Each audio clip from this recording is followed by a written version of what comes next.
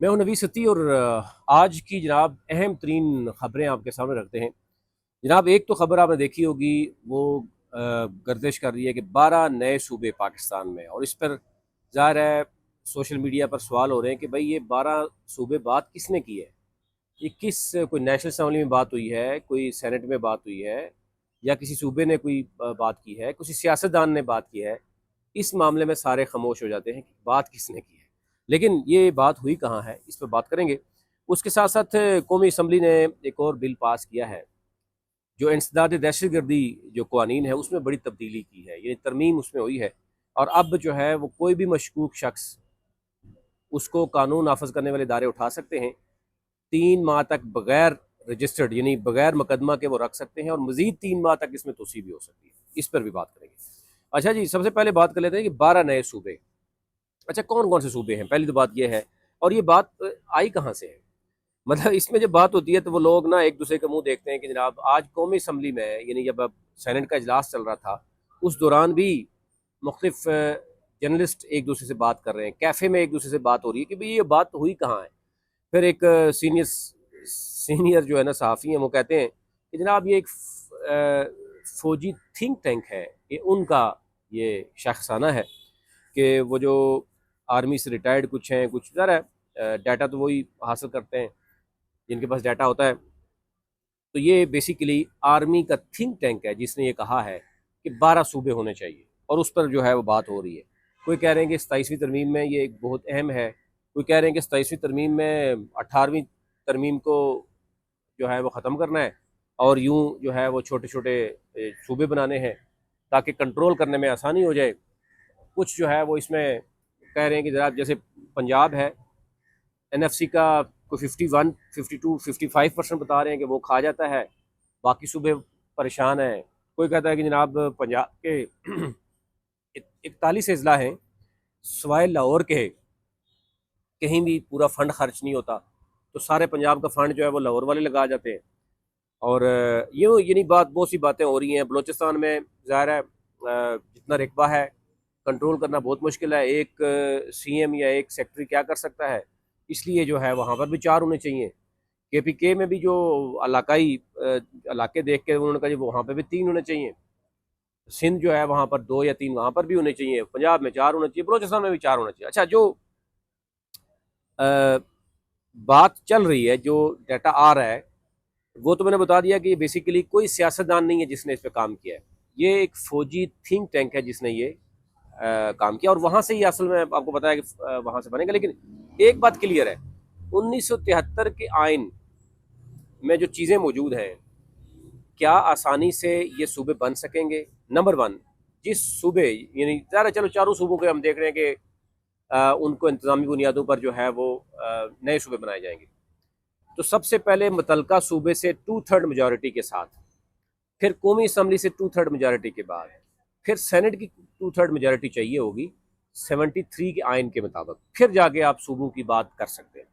तो दूसरी बात यह अहम है कि अगर 27वीं तरमीम जिसे 26वीं तरमीम हुई है, इसी तरह 27वीं तरमीम भी हो जाएगी।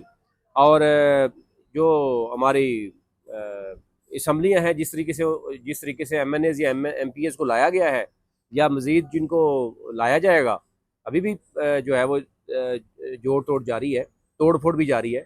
बहुत से लोग नए लोग हैं, नए आ जाएंगे। तो फिर हम मखसूस नशस्तें जिस तरह मिली हैं, तो जाहिर है ये 26 27वीं तरमीम में करवाना तो मुश्किल नहीं है। लेकिन क्या जो देर पा इसके क्या नतज होंगे, क्योंकि अभी से ये बात भी हो रही है कि इलेक्शन 2000 जो 22 24 में हुआ वो डिले हुआ, आइन जो है वो तोड़ा गया, आइन पर काम नहीं हुआ।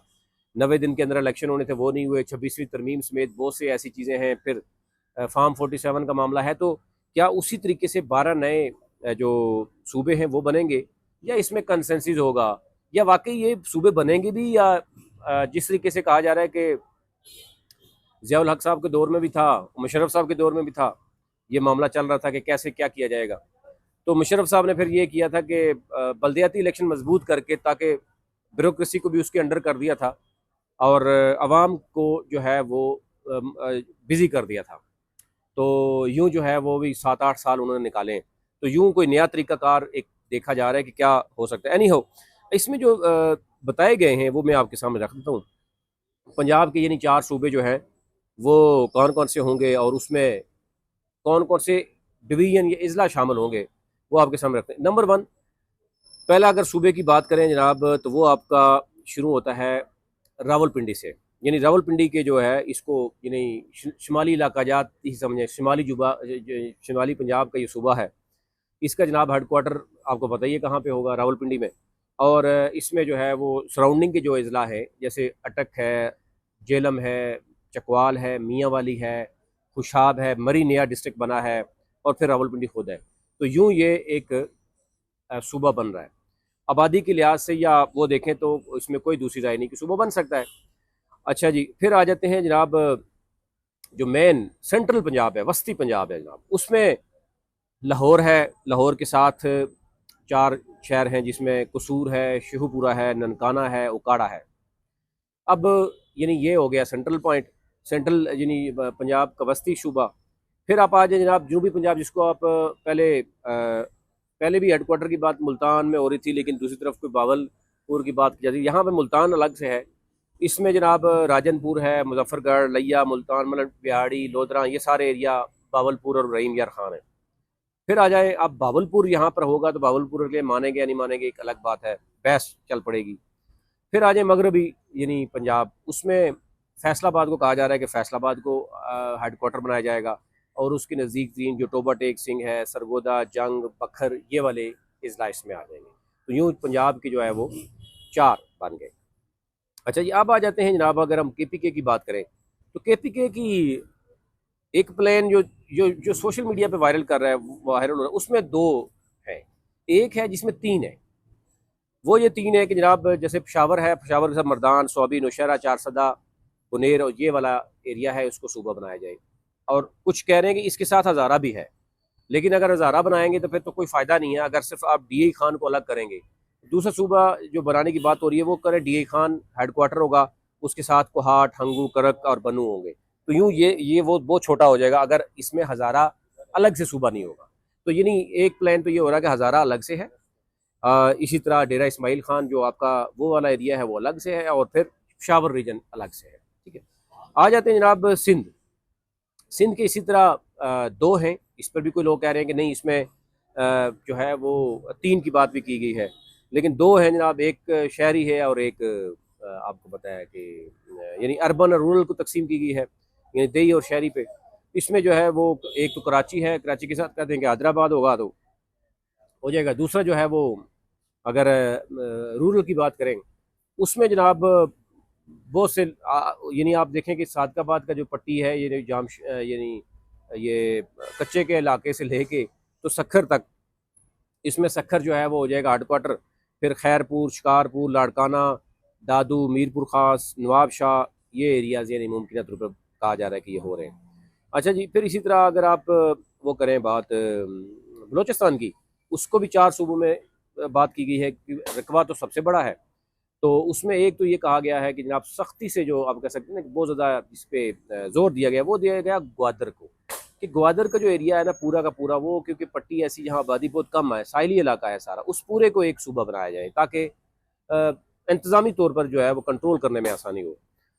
अच्छा जी, ग्वादर के साथ जो है वो आपको पता है कि लसबेला, ये केच, पसनी और ओरमाड़ा, ये एरियाज़ हैं। फिर इसी तरह जो बलूचिस्तान वस्ती है यानी सेंट्रल है, उसमें खुजदार है, कलात, मस्तोंग, अवारान और सवाराब के एरियाज़ हैं। फिर अगर आप बलूचिस्तान शुमाली की बात करें उसमें यानी मेन कोयटा है, कोयटा के साथ आपको बताया कि ज़ियारत है, पशीन है, किला अब्दुल्ला है, चमन है, इनको।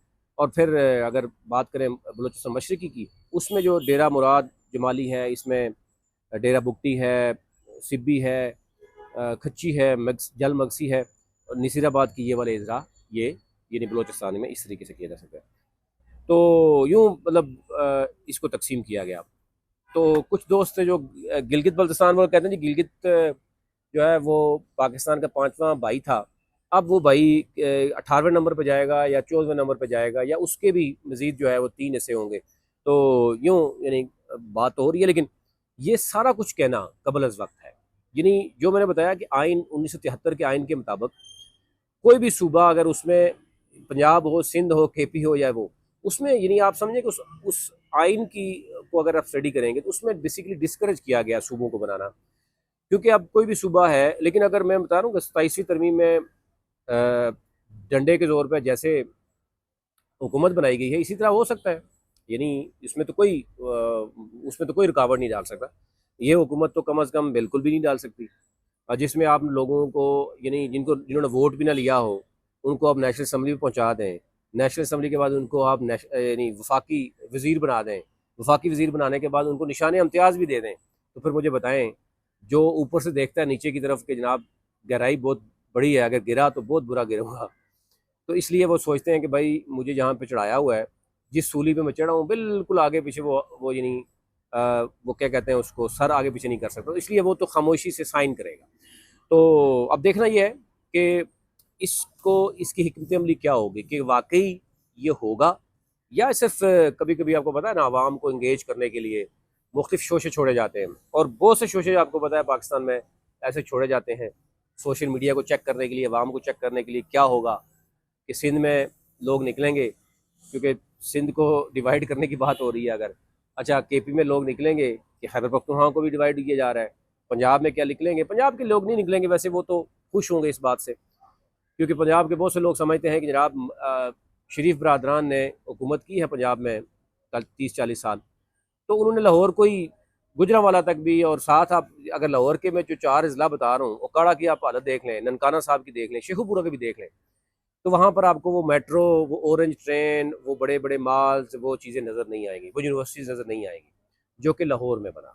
और अभी भी जो भी हुकूमत आती है वो लाहौर को ही मेट्रोपॉलिटन, यानी पैसा जो है वो पंजाब का, अगर NFC अवार्ड की बात की जाए जब 55% है, तो उसमें आप ये देखें तो यही तनकीद की जाती है कि जनाब सारा कुछ जो है वो लाहौर में होता है, तो पैसा उधर लगाया जाता है। तो ये ओवरऑल सूरत हाल थी। दूसरी अहम खबर थी जनाब कि अभी मुबारक हो सबको कि जनाब बिल पास हो गया। अपोजिशन ने उसमें एहतजाज किया और उसमें बिल में ये कहा गया कि कौमी असम्बली से ये पास हो गया, ज़रा अब कोई कहीं रोक नहीं सकेगा। उसमें किसी भी मशकूक शख्स को उठाया जा सकता है और उसको 3 माह और फिर 3 माह 6 माह तक उसको बगैर मुकदमा के रखा जा सकता है। वैसे पहले भी ये हो रहा था, लेकिन अब जब कानूनी तौर पर होगा तो फिर कौन रोक सकेगा। ये ओवरऑल सूरत हाल थी, आप तक रखनी थी, अभी तक लेते हैं।